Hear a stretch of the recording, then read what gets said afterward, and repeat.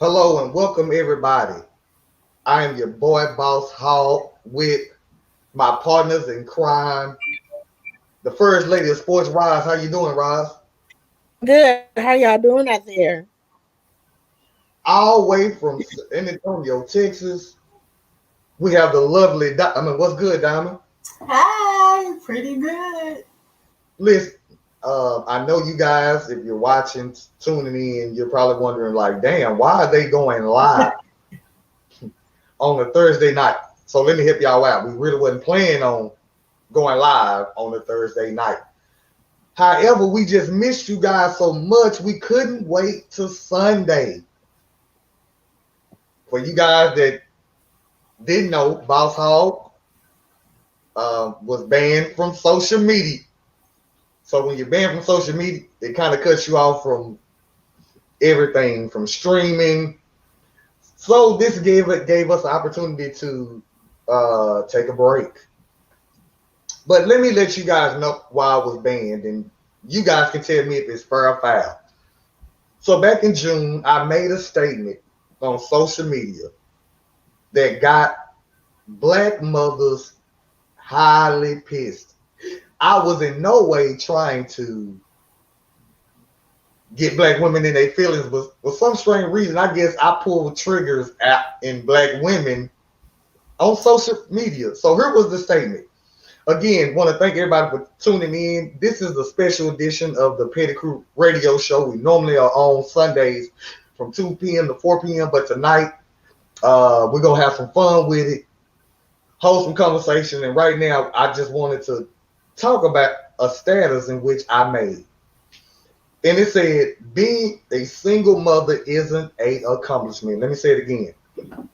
Being a single mother is an accomplishment. Now, that didn't get me uh, suspended from Facebook because there's nothing wrong with that statement. However, I was suspended for responding to a disrespectful comment. So I have two mothers who are on the show, and I want you guys' thoughts about that statement.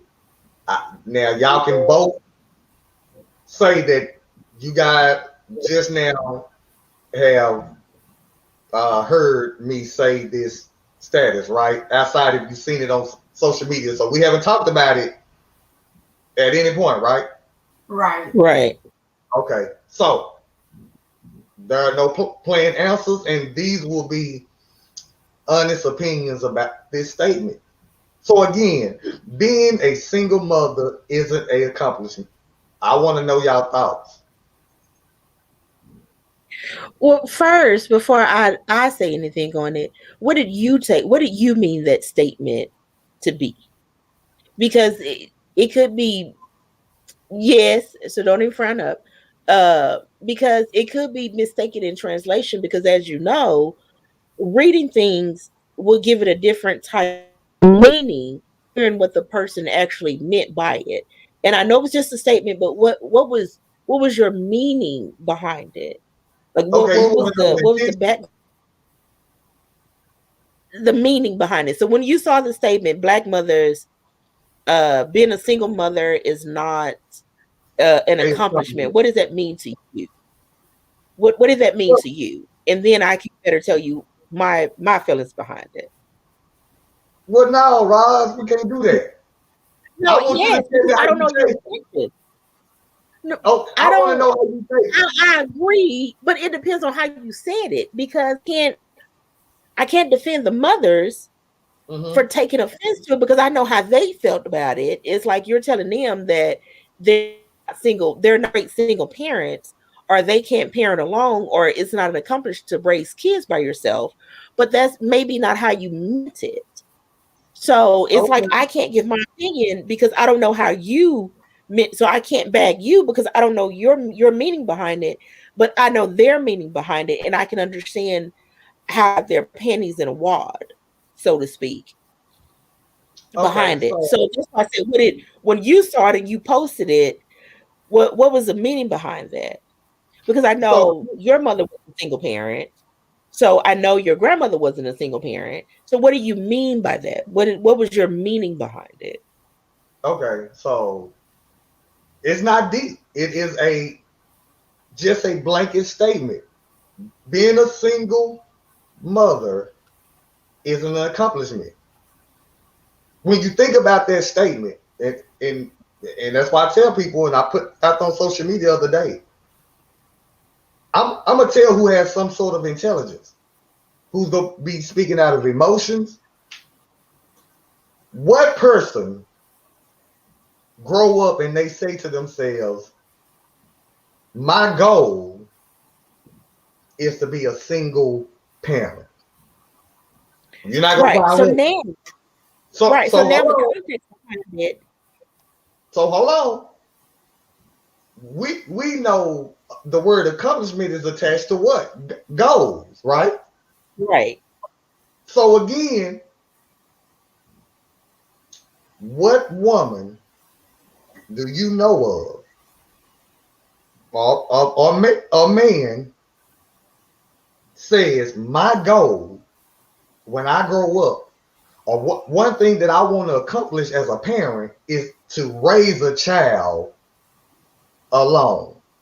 Now, so when I made that statement, it was neither negative or positive. It was just a blanket statement that technically is true. Raising children alone is not a form of accomplishment. And you said something different, Roz, which then turns the conversation somewhere else. You just made a statement saying something to the extent of uh, some women are, I think you just somebody some women, are proud of being able to raise them or whatever it is. If you change the narrative, if you change that statement in any shape, form, now you just change what I just said. So then you have a Right. lot of That's why I women, said what was your right? So then you have a lot of women right because trying to defend something that was never meant to be defended. If you thought about it, now here's right. the catch. I'm gonna let y'all have it. If you go to the comments, a black woman said, "Actually, it's a failure." Now that's a different conversation. So now that I've told y'all what was behind it, again, what are your thoughts when you read that statement or you hear that statement? When cause I didn't go through the whole comments thing. It just got too long. I just wasn't that invested. In all honesty, I saw it and I actually said, "Here goes Steve," and that's it. And I scrolled on to the next one. I mean, I just, I just flicked my thumb on the next one to the next one after Uh-huh. yours. I mean, I don't take offense to it because just like you said, as little girls or as women or men growing up, you want a family unit with your kids. You want a two-parent household. You want a father in the house, your mother in the house. So I understood the statement as it was meant. But like you said, some people read it and it was like, oh, you dogging me for being a single parent because they're not looking at the second part of it, which is, no, I'm not saying that. I'm saying that when you grew up and you're thought about having children, that you're just going to go find somebody to give you some sperm and then you go raise these kids. Nine Mm-hmm. times out of 10, not in all situations, you are in a relationship with this person and that relationship didn't work out. Right. Normally, how it goes. In most situations, I'm not saying all, we have nice stand babies or what rape babies or whatever, but 90% of the time, it's not that, oh, you look like somebody that's going to breed good kids. Won't you give me a child and I'll go raise them by myself? So I didn't take offense to it because subconsciously I knew the background of it. I just wanted you to see it so the people can hear it because, like I said, you read something and being a single parent is not an accomplishment. Just like the woman who you were going back and forth with. Well, what do you mean? Because I did my job well. What are you talking about? I didn't do this. No, it's not about how you raise your kids. It's about that Right. wasn't your goal in life. Right. Just like it's not to be homeless. Your goal in life is not to be, on Section 8. Your goal in life is not to be a single parent household. Your goal in life is not to be married. Your goal in life is not to accomplish. It's not to be successful. It's just like if you put out there, your goal in life is to fail, then you're gonna get 100 come. What do you mean? I'm not failing. It's the same thing. So now that I know the Right. background, I understand that statement. It is not an accomplishment. It's something that was failed. It was a failed relationship on how you got to this point. Right. Is Gotcha. my Diamond. So I did see I saw it on Facebook, but again, I didn't put a lot into it either. The first time, and I'll admit, I read it twice because the first time I read it, I had the natural emotion that a woman would have, like, well, what do you mean? But then I looked back, I said, first of all, let me look at the name of who posted this. And of course, I saw your name. I said, so I already know it's something else with this in the first place. So let me step back and put on my educated woman side, take my emotions out, and let me reread this. Right. When I reread it, immediately I was like, okay, I feel you. You're right. It's not an accomplishment because, again, we have goals, and 9 times out of 10, that is not the goal. However, in today's times, for some women, that is the goal. No, you didn't grow up with it, but there are some women, I've literally heard women say they're not married, they're not in a relationship, and they're trying to figure out how they're going to have this baby and raise this baby that they want, and it's not ideal or whatever, but I have seen it. I've seen, and most of these women are corporate America women that feel like, hey, I missed out on this because I put all my time and energy into my career. Now I have my career. I don't have the relationship, but I still want this child. So let me go to the sperm bank, or wherever they're going to go to figure out how they can still be a mother. So for some of them, then yeah. But when I actually read the initial comment, again, like I said, I read it twice. The first time I had that, but then I was like, wait, okay, he posted this. I already know it's something else to it. Let me put on that educational side and take the emotion side out and read it. And once I did that, I immediately was like, okay, this is what he's talking about. And then I went on. I never even came back to look at any of the comments, didn't even think anything else about it. So I definitely understand and get where you're coming from, can relate to it, but I also know that in these days and times, in all honesty, that is the goal for some women. Now watch this. So for you guys that are tuned in, first of all, thank everybody for tuning in. This is like a special edition of the Pedigree Radio Show. We normally are on Sundays. Shout out to Brother Burns. Appreciate you again for checking us out. He made a statement that says Black women, especially of the single kind, raising children requires strength. I kind of feel your thought process, but your wording probably did set some folks off. And again, that was not my intentions. However, as I stated when I jumped back on social media, what I always have done over 12 years, I've been on social media. I'm not exposing who I am. I'm exposing who a lot of women are. Now that might sound crazy, but but most of the people on my page are women. So 9 times out of 10 who's responding are women. And my mother, I'm gonna tell you what's so crazy. My mother said something to me about that. I want you guys to remember something, and I want this to be made clear on here. My mama is on my page. But damn everybody else I got on my page. My mother is on my page. She saw that status. But she was smart enough to not jump in and say a word. Let me wait till this Negro come over to the crib. And then we gonna have a conversation. right. Let me see what was on his card. My sister-in-law, my brother's wife, is on my page. She saw it. We all at the house at the same time. She said, well, I saw it. But I was like, no, I had to think. My mother said, well, I was a single mother for a while, but again, those minds are turning. Right. This statement might not be how my reaction want to react to it. My instinct as a woman. Because again, it was made simple after I said it. What person you know says to themselves, because remember, the word accomplishment typically follows goals. Right. They go hand in hand. Who sets out to say, well, you know what? I want to be a single parent.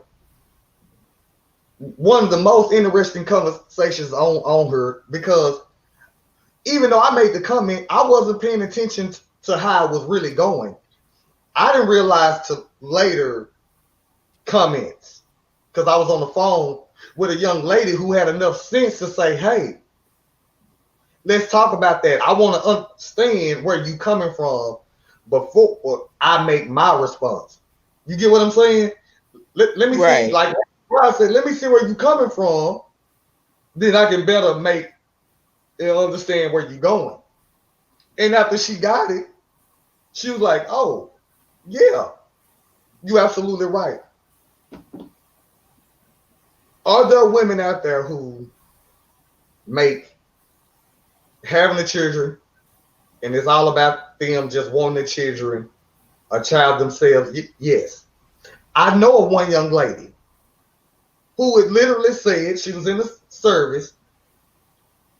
She got with an expanded guy for the sole purpose of having a baby. Don't want the relationship, don't want none of that. Just want this baby. Now, he still pays and does take care of his responsibilities. However, but she wouldn't be a single mother. However, they just didn't jump into a relationship. But that would be the closest thing to somebody who literally just said, I just want a baby. You get what I'm saying? But most people, even men who have their children, don't set out to say, I just want to have a baby, and that was it. And now, before we keep it moving, why I got blocked? Because a young lady brought up my parents. Let me say that again.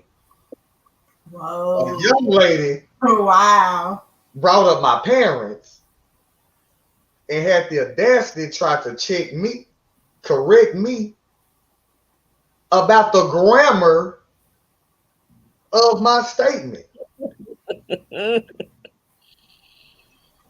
I tell people all the time, and I warn people all the time, listen, before you come in on my page, first of all, you better know what you're talking about.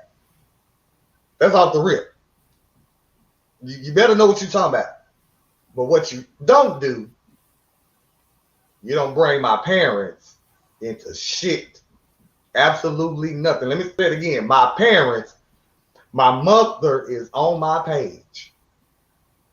Now, she didn't disrespect my parents, but she knew I was raised in a two-parent home, and she tried to use that to say, basically, well, you and your two-parent home, you should have been taught that you should use as instead of a in your comment. You ain't got nothing really to say. You trying to correct my grammar and shit.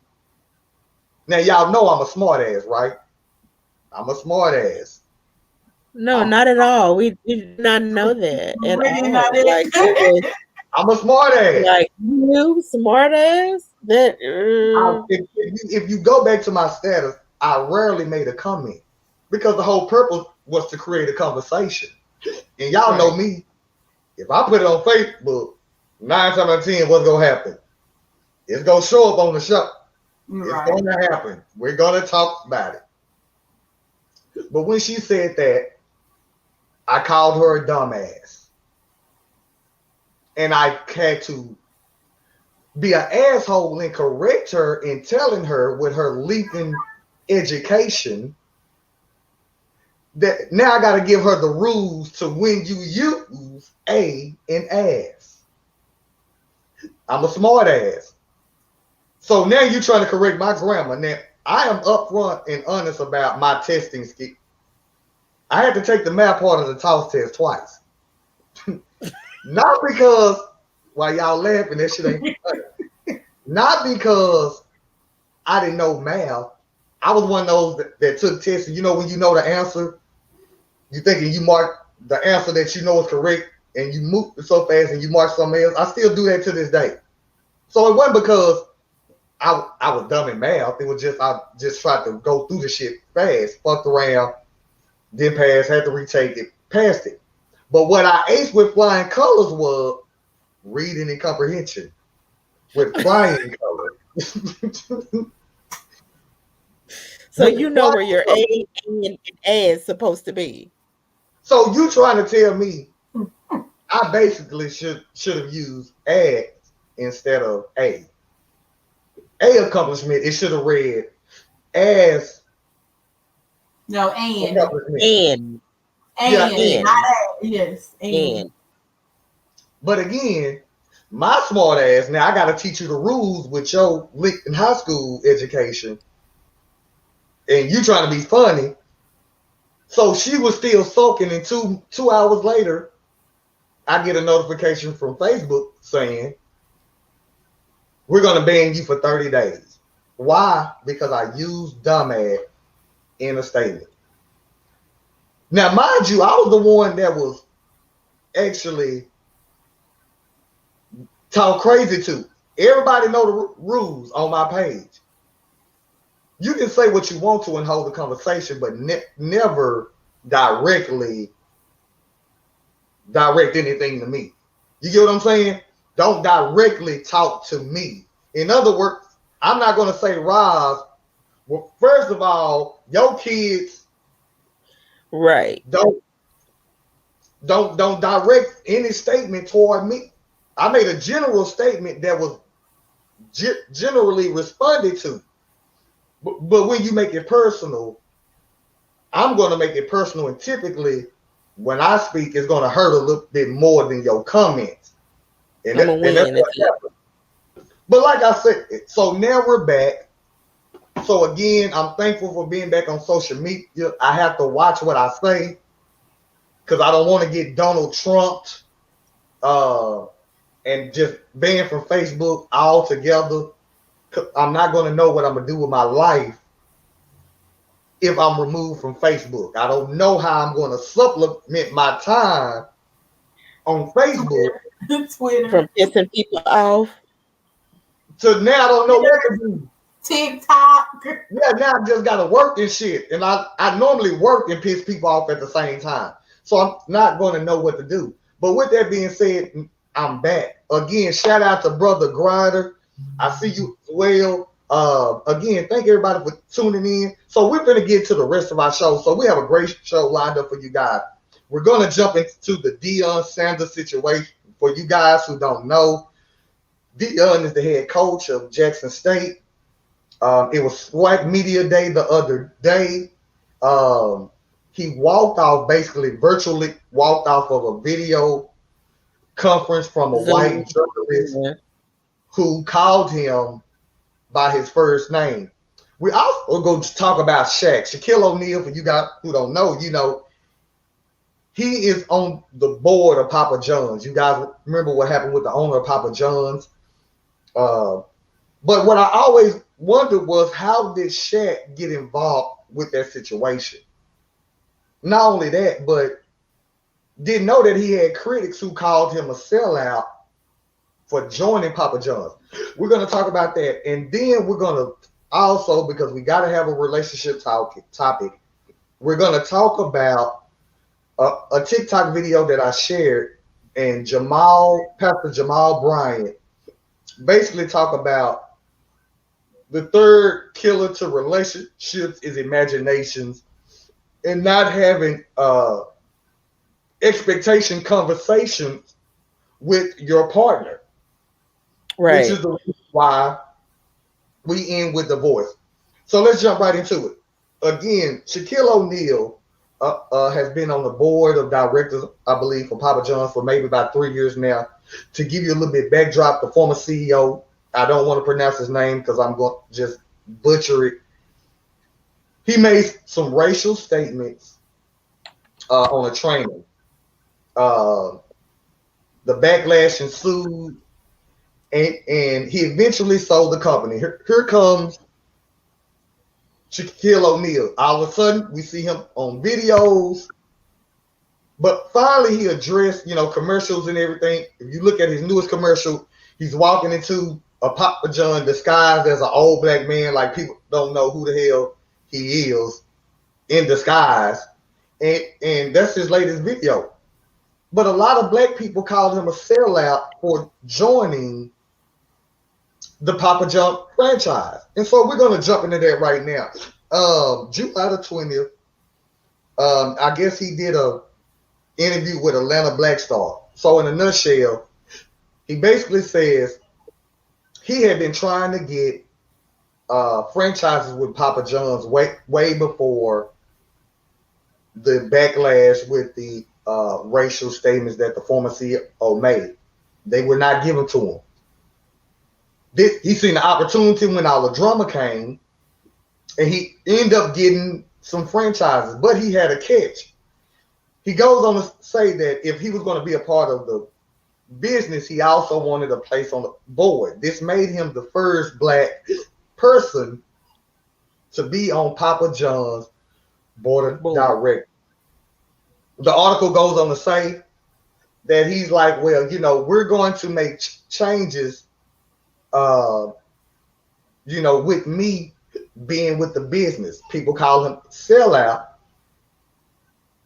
Ultimately, the interview from what I read, he never said how him joining Papa John would change the culture of Papa John. And so we wanted to talk about that, and I wanted to get my co-host thought about Shaquille O'Neal and Papa John, because I have my thoughts about it, but I want to get you guys' thoughts about how do you feel about Shaquille O'Neal?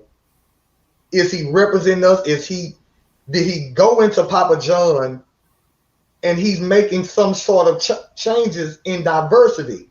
Or did he seize in on an opportunity to put more money in his pocket? What do you guys thoughts about it? Diamond, I'm going to let Diamond talk first, and then I'm going to turn over to Rise. Diamond, what you think?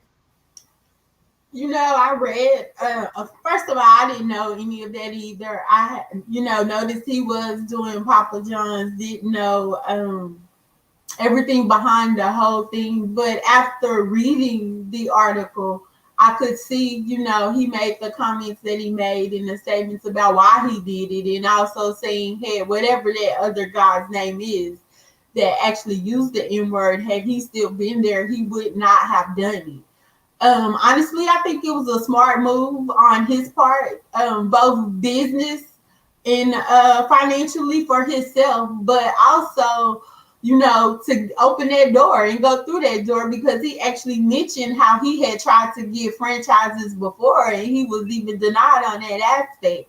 So I think, he took his platform and was able to open that door. And even though he didn't tell us, I don't believe that every move I make, I have to share with the world that particular move, because some things you just can't share with people. Sometimes you just got to do what you're going to do and let people see that on the backside or find out later. So I can't say his now explanation that I see now, I totally agree with it. I don't see anything wrong with it. I think it was two positive moves. One on his behalf as far as his financial status, but he also used his platform and influence to open a door for possible other African Americans to even have that opportunity to open up a Papa John's franchise. So, I totally don't see, I think what he did was right. I think, the move he made was right. I think he was strategic in his move. And as a businesswoman myself, an entrepreneur, we have to be strategic in the move we make.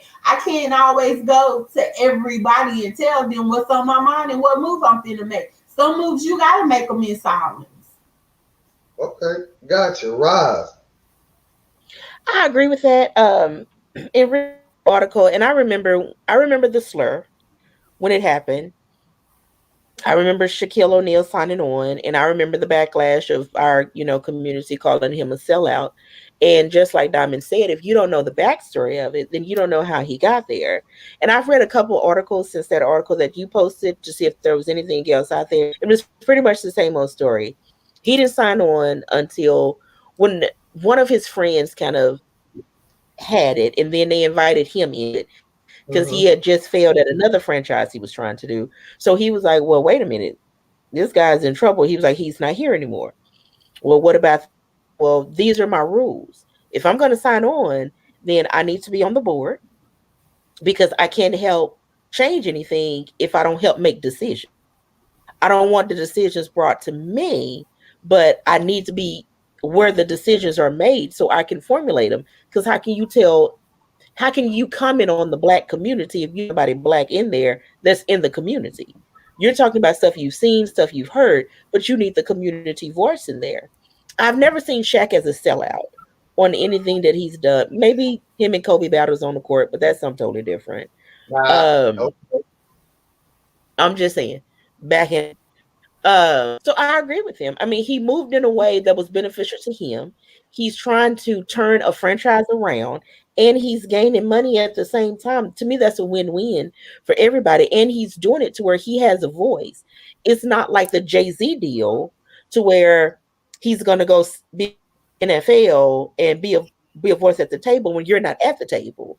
You're still in the bleachers. They make the decisions, come talk to you about it. He's right there when the decisions are being made according to his agreement with everything that he wanted to do. So I don't think he was a sellout. I just think Black people saw it. This man said the N-word. Now Shaq is over there representing him. Sellout without knowing the whole story. So I agree. So I'm glad it's my time because I'm just going to have to not just play devil's advocate. It's almost like, and let me read Brother Burns' statement. He said, sorry, age-old tactic. White man makes a mistake and throw a famous Black face on stage. We go learn one day that Black dollars matter. Shit, start a Shaq pizza franchise. Brother Burns, I agree with you wholeheartedly.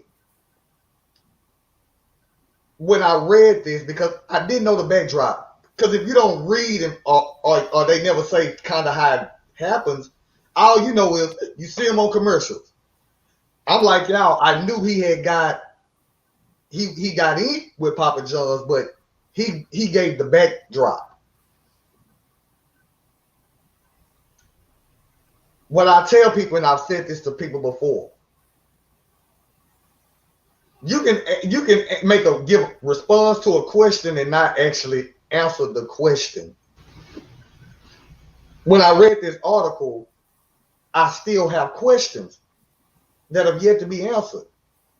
He says, well, I would never sell out my people, but you haven't told the world, how are you on the board making an impact in diversifying Papa John's? Yes, you're on the board, but how has that translated to change? You saw an opportunity. He admitted they wouldn't give me no franchises. Let's think about that. Shaquille O'Neal have enough millions to put his money into any franchise. It is arrogant to turn down a man who had no problem dropping $20 million for 10 franchises. You get what I'm saying? Out the rip. Out the gate. So they showed you that they didn't fool with you as a Black man. We don't respect your dollars. Now, we know that's pre-Shaq. You said, well, if I come in, I don't want to just collect a check. I want to collect another check that puts me on the board. So again, me looking and I'm asking, and I want to know further, what changes other than us seeing you in commercials and the face of Papa John, how are you making an impact? As African Americans, we have a right to ask that question of our Black people who say that they're going to speak on our behalf. Y'all follow what I'm saying? I'm not Yes. knocking hustle, but don't put black people in your hustle if your hustle is not for black people. You catch what I'm saying? Because that's what we do a lot of. That's what our people money that have money do a lot of time. Let's use the black folks to turn around and benefit on how I really want to benefit. If you found an opportunity to buy a franchise, get on the board, leave it right there. Nobody's not going to knock you for your financial gain. You trying to create an empire. Where people are going to knock you and criticize you is if we just see a black man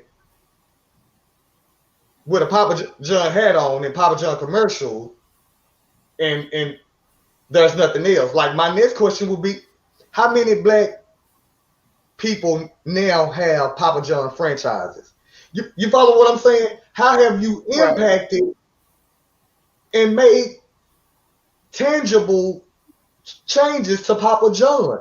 We knew they had a racial problem. But you coming in, how's your influence changing the dynamic? And I think that's where I'm at with it. I'm just like y'all, we're all on here, we're all entrepreneurs. So, we can't knock each other's hustles because we all trying to get it. We're not Jeff Bezos who can turn around and have the white audacity to tell all his employees, thank y'all for sending me to space. It's because of y'all, your hard work, your dedication that I got here. Y'all from creating unions, me keeping wages just enough to say, hey, I brought wages up to minimum wage to 15, 16. But again, you talking about an arrogance. He ain't Jeff Bezos. Like, that's a white arrogance. Right. And he didn't see nothing wrong with saying that shit. I'm looking at this dude like only a white person would say thank you to his employees. Appreciate you because y'all ain't gonna never see the moon. Right, I did though. Thank you. I'm in the moon while my employees out here getting them packages together for delivery. Come on, man. So again, Amazon. I'm going to work tomorrow. Listen, and while you tripping, we got to talk offline about Amazon. But again, I think people had a valid right to say, okay, with you joining Papa John's, what does it mean? And to an extent, it is kind of similar to Jay-Z, just a little bit, in one area. And I would say where you're put on display. Now, we know Jay-Z ain't gonna never, ever, ever, let me say it one more time, ever be in the boardroom with them. That ain't gonna never happen. But they had no problem, and he had no problem because I criticized his ass for doing it. He had no problem letting that whatever his name is of the NFL sit there and smile, and then Jay-Z just becomes the puppet. You can just imaginarily see that hand of Jay-Z back, and he just smiling. You get what I'm saying? It's damn near simple. And so, like I said, man, I would just say to my black people in general who are in a position to try to make a change, if that ain't what you're really trying to do, don't use us to get to where you're trying to go. First of all, I don't know how many black folks are buying Papa John's anyway. I really don't. We deal with Domino's, Pizza Hut, CC's. Right, CC's on lock. Right, so I don't rarely see us talk about Papa John's. And so again, but those are questions. How many people now purchase Papa John's since you joined the organization? How many black owners own, how many black entrepreneurs own franchises. And so again, that's just something we need to think about. With that being said, I'm gonna turn it over to you, Roz, because I definitely want to jump into the Deion Sanders situation. You got it. So prime time or prime coach time, as he calls himself on Insta or Twitter or whatever is out there. Y'all know I'm still trying to learn them what they do. So he was at a Zoom media day, they call it, and one of the reporters called him Deion when he asked him a question. So it kind of ruffled his feathers, and he said, pretty much don't disrespect me, because the former coach that was here, y'all didn't call him by his name. Y'all called him Coach Saban, and his name is Nick Saban. Y'all didn't call him Nick. Y'all gave him the respect to call him Coach Saban or Mr. Saban or Nick Saban or however the situation was. So he exited off of Zoom pretty much, and that caused an uproar. The reporter that asked the question was Nick Suss, S-U-S-S. And if you look at his history, back in our research, some of the people that he's interviewed, he's called them by their first name. David Burns put a link I need to go to, but he called them by their first name on every interview that he's had with him. And even Nick Sams came out and said on a couple of days later, he was like, people have called me Nick. I think Deion is just trying to get comfortable in his shoes. And I know that's uncommon for us because when it's prime time. He don't have to get comfortable. You need to get comfortable in the room with him. So I think he's trying to take himself serious in this position, and he want to be taken as serious. But then you coach prime. I mean, so like you need to either be it or not be it. Or you coach Sanders, or you prime time, or you coach prime, or you prime Deion, or whatever the situation is. But you can't be both. It's a gray area to me. I think he just jumped the gun. I think it was just in a moment. I think he felt disrespected because he's trying to be respectable in this position that he's in now. He want to be seen as a respectable person as the coach of this football team. So I just think he jumped in. I mean, no hard, no foul. And I think after this is all over, we're probably gonna have a couple of memes and a couple of jokes, by the end of this. So I don't know with Deion. I just think he needs to pick, because he's Coach Prime, but you want to be called Coach Sanders in all your media events, but that's not who you're identifying yourself with on social media pages. Right. So let us know who you want to be. And in other interviews, back when he was at the school, back when he was with the Cowboys, back when he was doing all this other stuff, it was Deion. It wasn't Mr. Sanders, or it was prime time. So I just think in this role, he want to be taken serious. He's taking this role serious, and he wants the respect that comes with that. But he needs to say it, because people don't know unless you see it. Diamond, before I weigh in on this, what do you have to say? So I don't have anything wrong with him saying.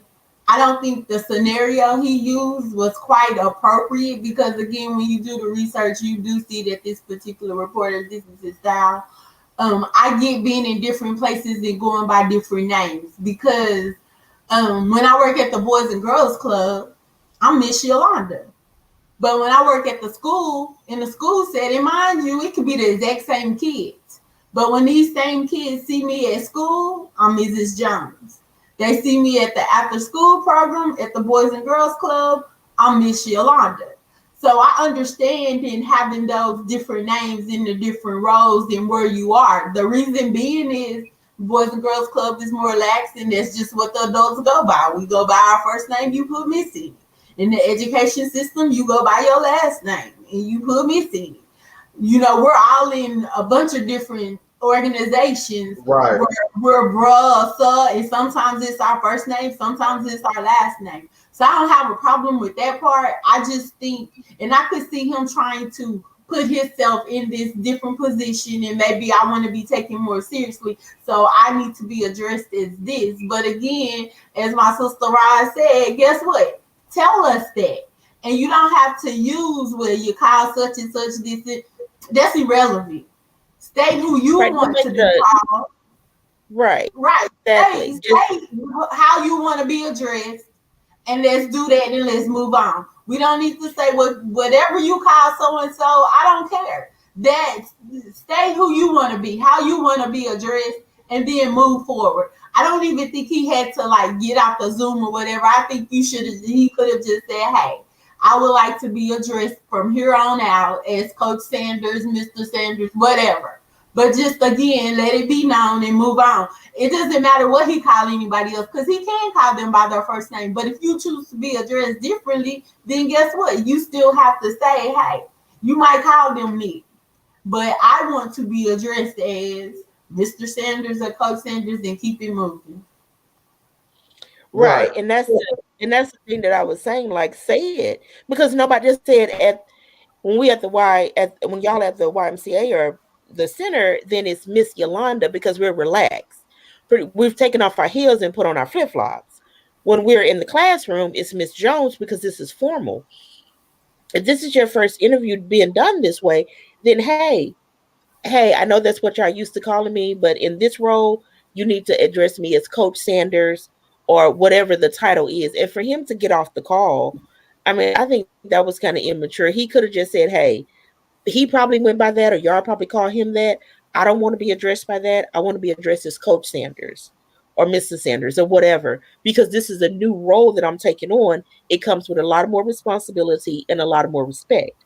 So going forward in this interview, if you want to ask me something, address me by Coach Sanders. Now, Nick, start over and let's go from there. Exactly. Right. I understood as well what he was trying to do. He messed up when he had a strong black man moment. Let me put it like that. I think he realized, because I'm sure Dion is educated as he is, he understands where he's at. He's in Mississippi. Yes, I'm at a historical black college, but I'm in Mississippi. Most of these reporters are white. They're white. And he felt some type of way by a white man. Because to be honest with you, I don't think he would have had the same response if it was a brother. I just don't think so. And here it is, this reporter is addressing me my first name. Dion is old school. If you know anything about Dion is old school. Calling me by my first name is the same as calling me a boy. Right. Dion had that old Negro moment. At that moment, in that little time and space, he had the black power weight. And why do I say that? Because he compared himself to what? A white man. A dominant white man. White man. Mm-hmm. He had that soul moment, and because he understands where he's at. Right. But he didn't realize that wasn't the time. That wasn't the time for this. It wasn't the time. It wasn't the time. That wasn't the time for the soul. Because you got to go back. He posted a video. If you go to his social media, you wouldn't even know about the video unless he posted it. There ain't nobody else shared that video. Right. He was the first to share it and joked about it in a meme. Go to his Instagram. You'll see the shit. He literally says, this is how it all got started. This was not the time. This right here, it was not the time.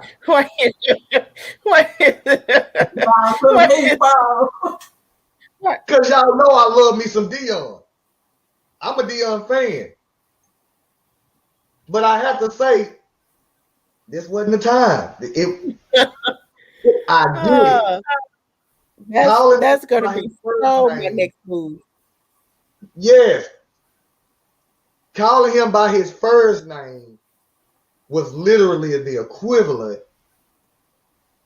white man to black man, boy. You could have called Dion a boy, and if they were probably in the same room, Dion probably would have choked his ass. Because he was mad in the video. He was upset in the video. And what just, because I read Nick Saban, because of course they would go ask him, this is King of Alabama. Right. What are you saying? You talking about the winningest coach. You should have used like Matt Brown. Right. Somebody else. Not Nick Saban. This boy just come off with the national championship. And Nick, he ain't got no loyalty to nobody. Right? Nobody. He doesn't. You don't think that they would go ask this dude how he thought about that? So he can now make Dion look like a damn fool. Because that's all they did was make Dion look like a damn fool. Nick Saban said, I really don't care about what they call me. I'm going to answer to whatever. Right. Exactly. That's exactly what he said. I win championships. I don't give a fuck what you call me. You can call me Mr. Alabama, Mr. Roll Tide, Mr. Crimson and White. Nick. I'm winning championships. You can ask me what you want to. Dion should have realized in understanding where he's at. You in the South. Texas moves different from Mississippi. Mississippi move a little bit different from Alabama. You in the South. Where they address each other regardless of the professionalism by first name. Right. So then you open the door to this dude to call you by your name again. Call me what you would call Nick. Okay. He already told you. I call him by his first name. Right. Dion. Right. Just say, hey. Right. Now, I think the reporter was an asshole because he understood the first time what Dion was trying to say. Right. Right. He knew it. But now the black and white thing show up. Let me be an asshole. Let me be an asshole. Cause that white boy said, damn this. I'm finna still address you how we do it down here in Mississippi. You're new to this. We've been here. So you need to adapt to us. Right. And because let me tell you, if you know any Alabama fans, they are strong. They are for road. Let me tell you, they are for it and play about it. And they are a strong knit community. All of them. Yep. It's like they are bred. Roll Tide. Well, we had a girl that worked in my job, and if I tell you, Roll Tide and her Blue Moon beer, honey, let me tell you, they are a strong knit community. Come on, mind you, it's like Mississippi. It ain't much there. It ain't much. And you go play football, work at a factory, grocery store, unless your ass go move out. That's kind of how it's gonna work when you there. Right. Dion made a joke about it. I follow him on Instagram and Facebook. This is what he put, and I call it him saving face value. And I love Dion, but I gotta call you out on your sensitivity. You know what? Let me correct that. I'm not gonna call a black man sensitive. I apologize, Dion. I just think you just overreacted. You should have just went through with the interview.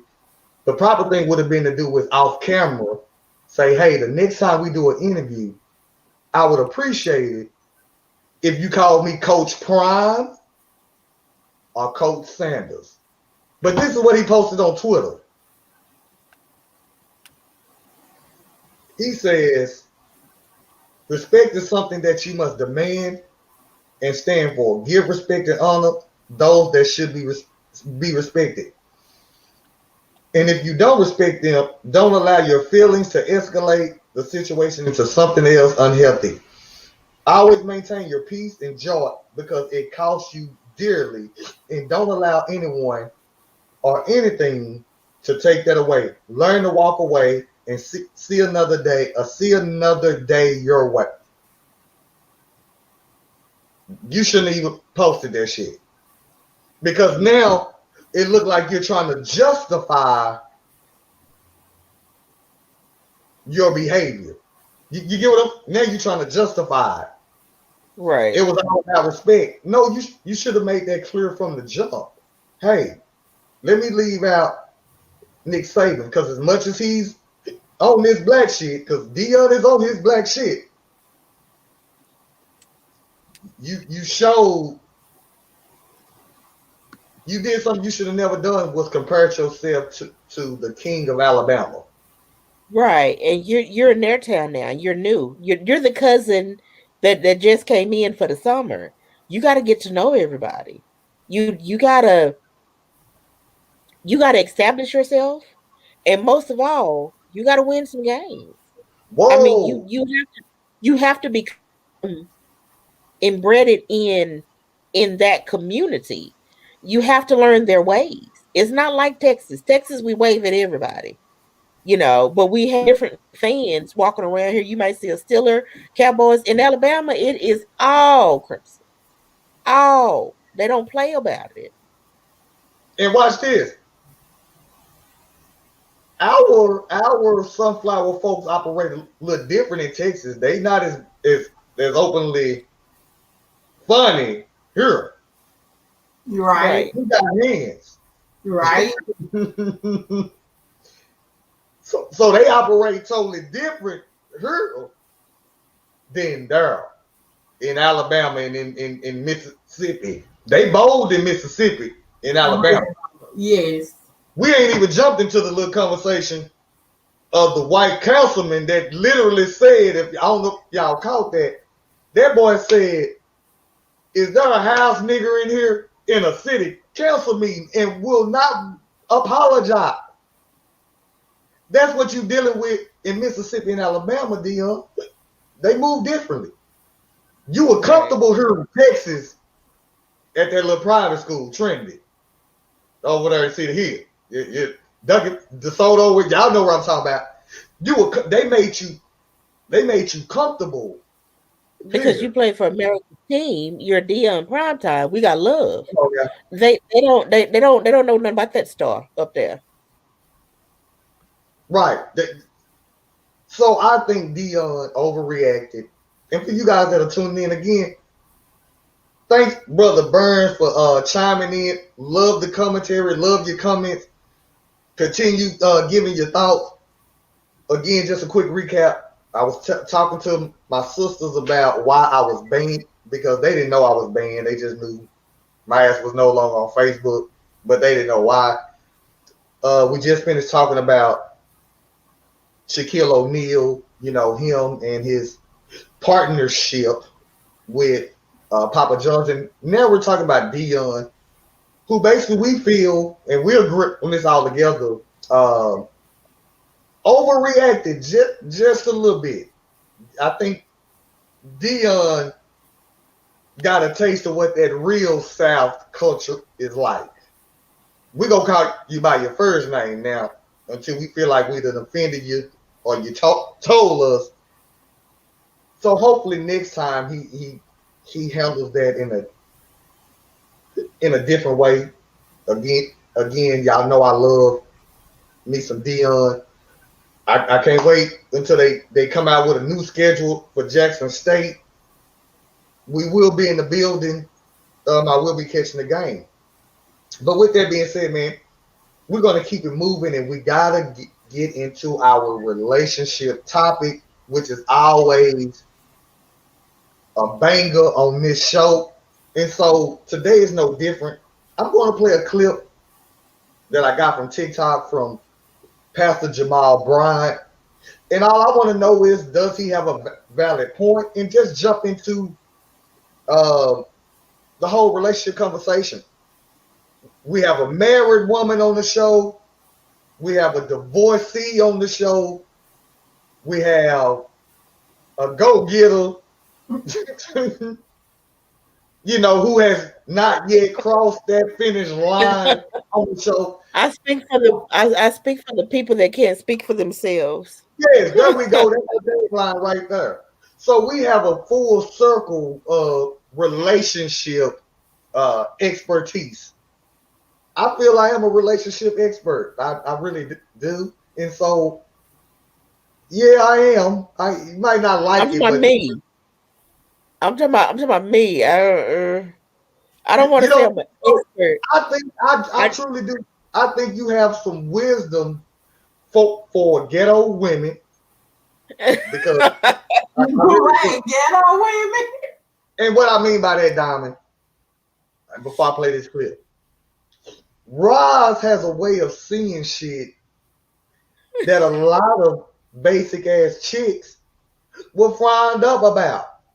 Like a basic chick would have a problem with their ex coming to a family function. Okay? Roz be like, nigga, get you a plate. I don't fuck with you no more. Matter of fact, bring your girlfriend or your wife. Yeah, right. Yeah, I mean, I can relate to you know what I'm saying? So, it's just a different mindset on the show that's a little bit different than the average chick. Because I don't consider y'all average. I don't. I really don't. So let's jump into this video. And let's jump into this conversation.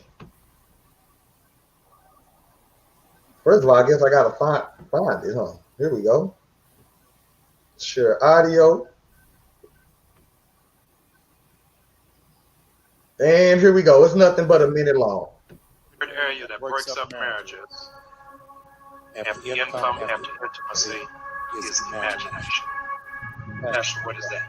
That is undiscussed expectations. So you have in your mind what you expected marriage to be, without any discussion. Because your mama cooked every night. You expected your wife to, but your mama didn't have 2 jobs. You gotta come to the realization, 50 y'all, if you don't shout right now, I'm gonna leave the stage. You gotta come to the realization you didn't marry your mama.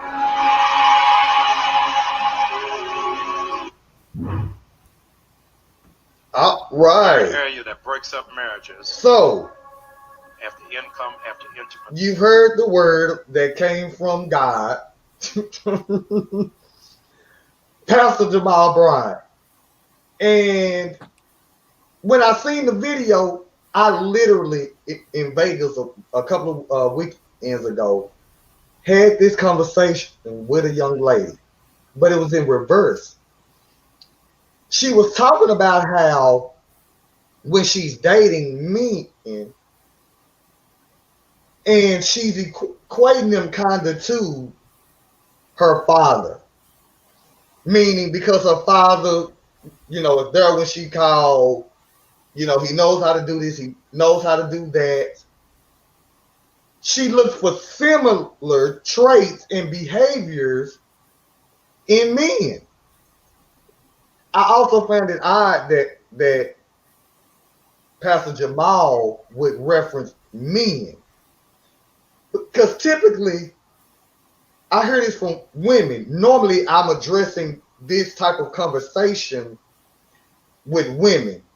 Y'all follow what I'm saying? In other words, I've never, in a conversation with men, heard men saying like what Pastor Jamal Bryant was hitting at, which was, you're expecting your wife to be your mother. It's normally in reversing. Like for me, for example, when I met my ex-wife, one of the first things I had to tell her, in her talking about her dad and what he did, and all that, I had to make it very clear that I'm not your father. Y'all follow what I'm saying? I follow. I need to put that out there now because I don't need you trying to measure me with your daddy. It goes back to that video of Jamal Bryant because it all comes together.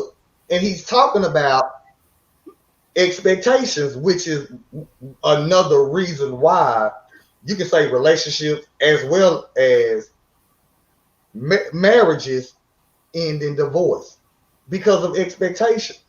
And so I want to know y'all thoughts about it. Rob, what are your thoughts on that video clip?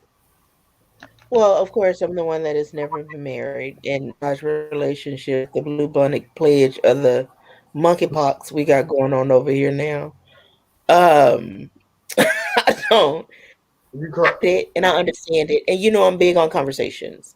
But I know a lot of people don't know how to communicate well in most situations, and especially marriages, or even leading up to marriage, or even in relationships. But we know about marriage from what we've seen because we've never been in it, right? So if you're living in a household, 2-parent house, your parents were married, and that's what you grew up 9 times out of 10, if it was a good household, that's kind of the way you want to mirror your household when you get older. For women, my dad was always there. My dad was a girl dad. He was at every game. He did this. He took care of the responsibilities of the house. He was the man of the house. For men, my mom was at home by 6 o'clock every day. We had dinner ready by 7 o'clock every day. We had bedtime by 9 o'clock every day. My mom woke us up. But time changed. And you have to have that conversation of the expectation that you want in a partner, man or female. What does that look like to you? I can tell you what I want. I can tell you what I desire in my house. I can tell you what that looks like. You may not be the person for it. We know that unless we have a conversation, we're caught up in the glitz and glamour of a marriage, of the wedding day itself, of how in love we are right now. But we don't look past that to see what the future holds. Have you told him? Have y'all talked about finances? Have y'all talked about where you're going to raise your children? If you have children now, do you want to have children? The job situation, what is that going to look like? What the responsibilities is going to look like? People don't have that conversation because they're so caught up in the bubble of this love situation until reality hits. And you're like, well, no, that's not what I want to do. Or that's not my expectation of you, but you didn't say that. Only thing you knew is you wanted to see me, we want to get dinner, and we wanted to be upon each other. We didn't discuss anything else. I just can't get enough. Will you marry me? Now we're in this house together, and we don't know what to do. Everybody's just walking around here looking crazy because nobody have the conversation. And it's mostly with younger people. Once you cross 35, those conversations start to get important. Hey, how do you spend your money? What do you say? What are you investing in? What's your loan situation looking like? What's your debt to income ratio? Like those are conversations that we start to have, and then it better builds a bond because that way you can know within the second or third date, yeah, this is not gonna work out for me. Like you too loose with everything for me. In your 20s is cute. Oh, he's an artist. That's the one that I love. He's just he don't have any restraints. He's free. What that fishing getting tired on it. Like when you paying everything, he ain't sold that painting. That free shit get tired pretty quick. So I think that younger people are more toward having conversation. When they're having older, the conversations become really important on what we're doing in life and what because we don't have time to play anymore, and what the expectations there. That's right. So, Diamond, talk to me. What are your thoughts about that? I mean, I definitely agree with it. I think imagination is the issue because a lot of times, you have to catch yourself. You have to be like, do this when you get upset. Do they even know why I'm upset? And not even just in comparing them to another relationship or that father figure. Of course, if you grew up with that, that is something idea that you might use as a basis to help you find what you're looking for, or to help put to terminology what you're looking for in expressing yourself. But as a whole, you know, a lot of times people do have, that's a major problem, because when you have that conflict in your marriage, does that other person even know why you mad? And a lot of times we know, you know, I've even been mad and I have to ask myself, you know, hey, do they even know why I'm mad? Did I articulate what is going on, my feelings and my expressions? And once I answer that question, I'm like, well, you know what? Shame on you. You got to bite the bullet for this one. Because it's your fault. Because you did not communicate. You did not articulate, hey, this is what that is. I totally agree. You know, once you get over that 35 age, you're looking for different stuff anyway. And you tend to, in the younger years, look for that superficial person. So you don't articulate what you need and what you want. You have this in your mind, but you haven't sat down and had that conversation. Hey, I don't expect you to cook every day, but I expect you to cook some meals. And then vice versa. Hey, you want me to cook? I need you to fix some stuff around here. You know, not just do this. I need you to take out some trash. You know, let's work this out. Okay, you can't cook, I can cook. But let's get this balance, because a lot of times you hear people say, oh, I want a 50-50. It's not time out. It's not 50-50. You know, you're going to give. Either you're going to give 100 or you're not. Where are you going to put it? Look, why, man. Boy, man, do you cook? Is that why you give me the eggs? Say, man, look. First of all, yes, I can cook. Yes, I can. I can make shit. Because Bridget Gentry watching. I can't cook. I realized that after eating my aunt's food and my mother's, and it hit me. I said, damn. And I joked about it on Facebook. I was like, it was at that moment I realized I don't know how to cook. I just know how to put shit together. I just know how to make something that's good. The kids go eat it. But can I throw down? Let me throw up the eggs real quick. That's a hell no. Don't expect me to make a Sunday dinner. It ain't gonna happen. But I also think what I want to get back to what Jamal is saying is, what he's saying is that, and again, he was talking to men. If from the context that we got, he was telling men basically, you can't expect your wife to be your mother.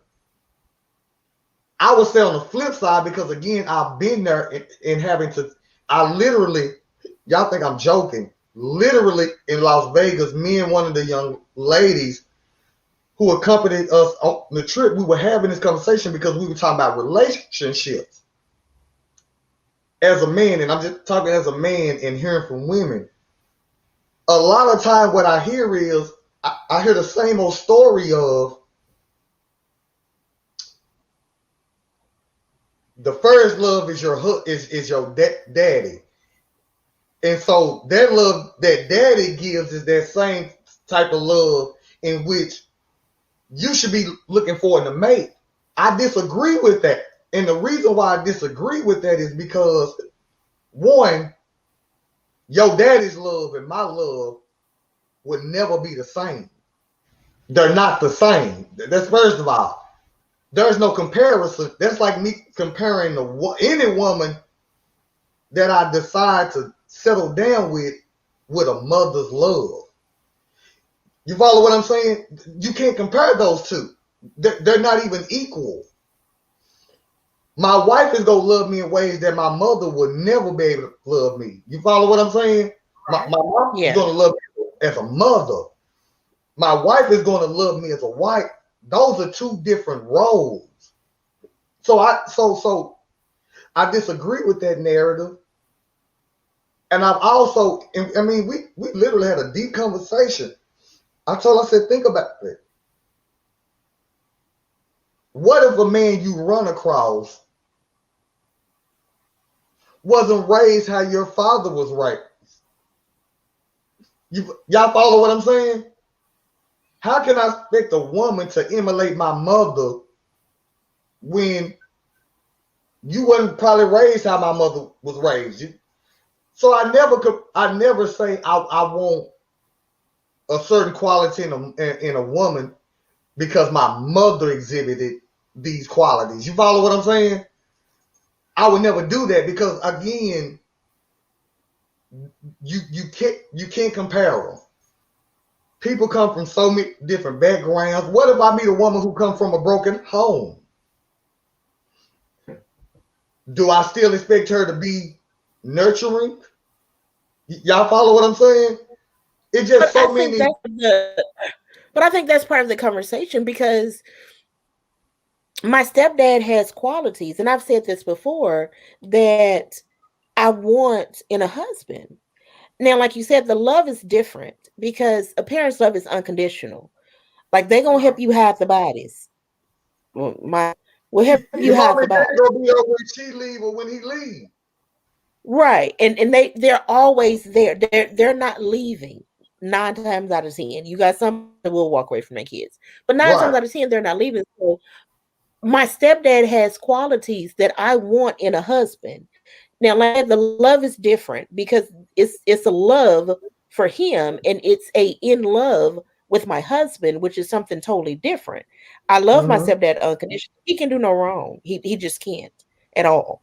But it is something that he's a man of his household. You're not gonna walk in his house and disrespect his wife. We all gonna have a problem. Everybody. And I'm gonna end up probably taking a nap because I'm sure his mama got me to that point. Because once he say, baby girl, and he got that tone, well then daddy, I'm sleepy. Let me go lay down. Right. I don't know why. Right. Let me go lay down. So it's qualities, and he's a take charge type of person. If you bring him something, he's gonna follow through with it. He's a supporter, he's a provider, he's a giver, he's a confidant. And yes, I want those qualities in my husband. I don't want that to be my husband, but I qualities like, I mean, it's different stuff, but the imagination part of it, like most of the time it's divorce because of me, because of intimacy, and because of imagination. What you thought the relationship was going to be, not what the relationship is, which with the conversation, hey, we getting too serious. I don't want to waste your time. I want you to waste my time. How do you value this? What do you do with your money? What is your savings looking like? You don't have to tell me the amount. Do you have some? Do you have a portfolio? Do you go to church? How do you plan on ranking? Brother Burns said, y'all go get me in trouble. Hey, ain't nobody trying to get you in trouble, bro. Ain't nobody trying to get you in trouble. But we just having this conversation because these are real situations. Right. Now, while I get what you're saying, but I think there's a difference. You're not asking a man to emulate your daddy. You're talking about a quality that can be possessed regardless if it's your uncle, your grandfather, a co-worker. Right, but he said the imagination part he used. Well, home at 6, you have jobs, so it's a different dynamic. That's the imagination is when you got home from school, your mama was there. You took off your school clothes, you put on your play clothes, you did your. I don't know how y'all was raised. This is how I was raised. You took off your school clothes, you put on your play clothes, you sat at the table, you got your snack, you did your home. You went outside to play while she was cooking dinner. Once dinner was done, you came in, you ate dinner, you took a bath, you went to bed. Do I want that structure in my house? Yes, I want my kids to go to bed by 8 o'clock because I'm tired. I may not always be there by 6 o'clock, but I think what Jamal was saying was that the imagination is how you want your household to be set up, but you also have to be realistic about the situation that we're in. What if she's the breadwinner? And what if she's working 9 to 7 or 3 to 10? All that comes into effect. So you're not marrying your mother, marrying your mate, which is totally different. Right. You're marrying somebody that's going to help you through life. But in order for me to help you, we need to be on the same page. Now, I'm not saying that every box got to be checked because some stuff you learn. I'm not good with money. I'm used to paying my own bills, and I have a way of paying them that has progressed over time. Because at first they wouldn't get paid until the pink paper came. If the white paper came, that just means it's due. When the pink paper came, I'm going to be use something in the next 10 days. So I need to pay that. That's used to be my bill paying structure. I may meet somebody to where as soon as they get their bill, they pay it. Well, that's not how I normally do it. So let's go. Let's see what that looks like together. I'm not good with finances. I'm not good with it. You give me my allowance after we done pay bills. You tell me how much we got left, and I'm fine with that because you're better with the money situation. I may be better cutting the yard. If anybody know me, I love being in the yard. I will cut grass, do the garden, mow, weed, edge, all of that on a Saturday morning in my rain boots. I love it. I am the sweatiest person on a Saturday morning. You don't have to come out there with me. We don't have to get a yard man. I like doing the yard. I don't need you out here with me. I may not be proficient in fixing or whatever, but you married somebody that's going to help you navigate through life, not somebody that's going to do everything for you. And that's the conversation. Yeah. Are you looking for somebody to help you, somebody to take care of you? Because if you're looking for somebody to take care of you, then you can get off this bus because it's not going that way in the forking road. Right. I will help you, but I'm not. And you definitely have to take. You definitely, at the end of the day, you got to get out your head and not what you see up here versus what reality is. Because that imagination gonna keep you in trouble all day. You have to be in the real. No, my mama did this or my dad did this, and no, that's not who I'm married to. I'm married to you, and how are we gonna work this out? How are we gonna build and structure our platform and our lifestyle, and not base it out? You can use characteristics and scenarios from whoever you admire, but at the end of the day, you have to keep it real. And hey, that's not who I married. I married over here. Right. And so I need to do what works over here and what works for us. Right. And that's what I'm saying. And the reason why I keep going that is because that's what Jamal mentioned. And again, he was basically, you can tell from his sermon, he was talking to men.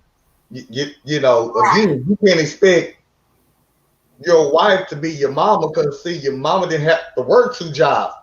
And my point is on the reverse as a male. Like I said, I've had to have these conversations with women. I literally had to have that conversation with my ex-wife at the gate. Listen, I don't care about what your daddy was doing because you didn't meet your daddy. I say it that way, but that's just really the truth. It's when we get caught. It's when we get caught in this ideal of, again, it is like me trying to meet a woman that's going to be my mama. Meaning I'm looking at my mama traits. Well, see, I know my mama. We talking about the same woman who they done jumped my daddy. Just for mentioning, I'ma take him. You ain't built like them. You ain't built like my mama, first of all. That's a totally different era and time. I just think, again, when we talk about imagination, when we talk about it, what he was basically saying, and what I took from it was men and women, that expectation first and foremost, whatever you expecting, need to have a conversation off the rip.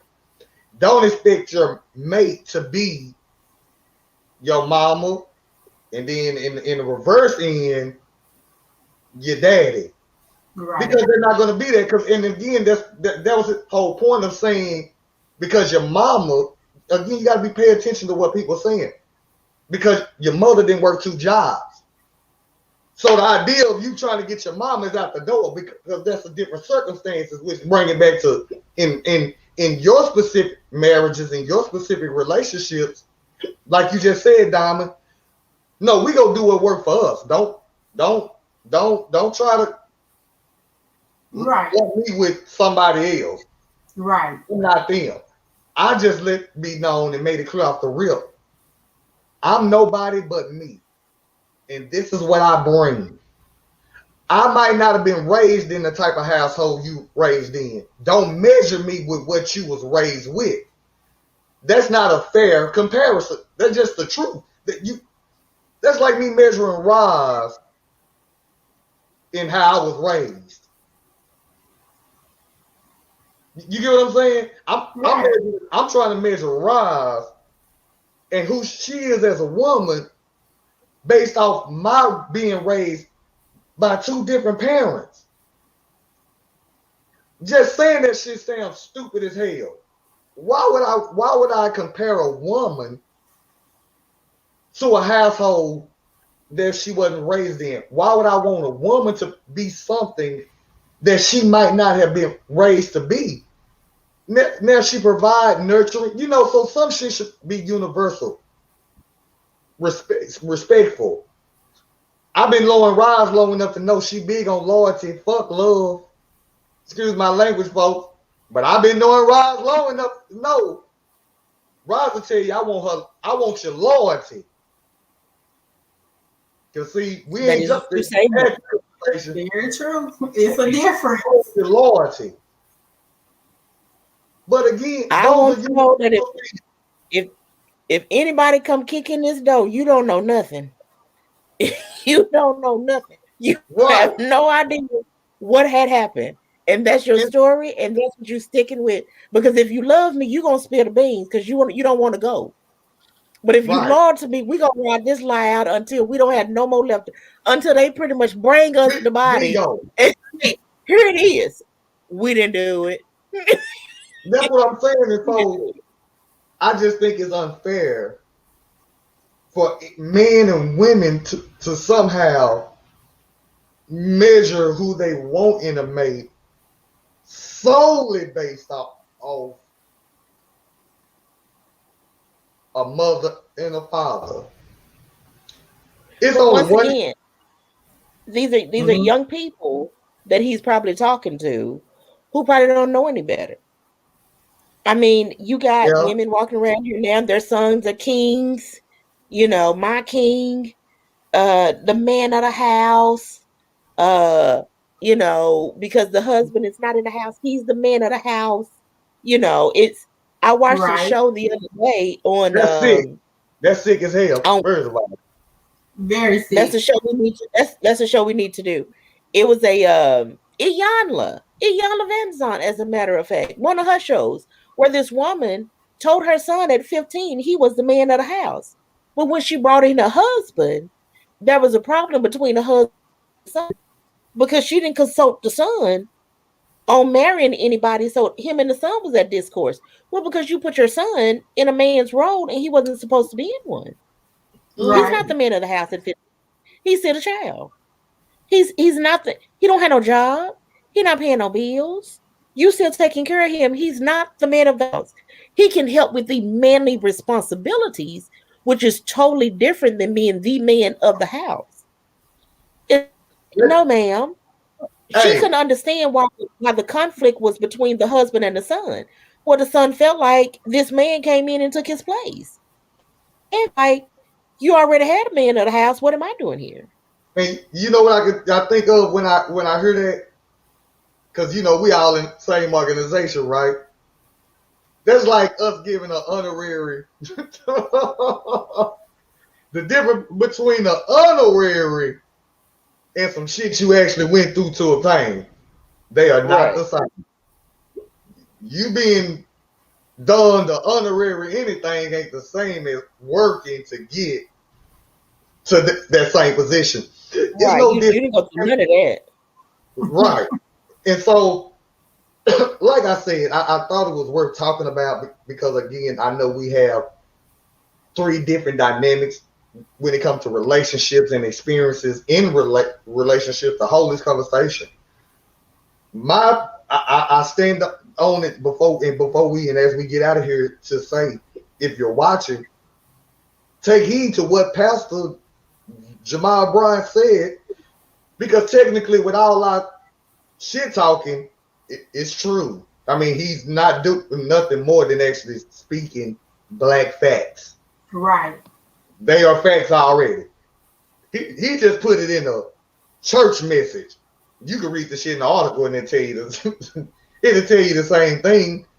So it's actually true. we need to have conversations with the people we are deciding to settle down with and be intentional in our intentions. If you know you want your daddy out of a man, say that shit when you first meet him so he can decide to walk away. Right. And vice versa for a mama's boy. Because y'all know y'all don't like mama boys. See, I know. Same shit. If you a mama boy, be clear. Say, listen, I want somebody who gonna take care of me like my mama did, so she can have the choice to say, you know what, my nigga, at 40-something,